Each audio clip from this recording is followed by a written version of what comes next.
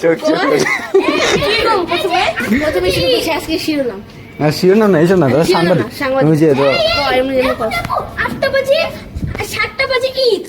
আচ্ছা বুঝে বলতেছে ওই যে নামাজের সময়। বলো বলো। প্রথমে শুরু করছি নতুন খবর। তো ঈদ চলে এসেছে, আপনারা দেখতেই পাচ্ছেন। আর এখানে একটা দুর্ঘটনা ঘটে গিয়েছে, যেটা এখন দেখাবো আপনাদেরকে। এবার কি হচ্ছে? তো ইনি কিন্তু বিষ খেয়ে মারা গিয়েছেন, ইনি কিন্তু বিষ খেয়ে মারা গিয়েছেন, কারণ কি হয়ে গেল? রাস্তার থেকে বোতল টুকিয়ে খেয়ে মারা গেলেন তিনি। এরকম বোতল কিন্তু কেউ রাস্তা থেকে খাবে না, এটা কিন্তু এবার নিষেধ খাওয়া।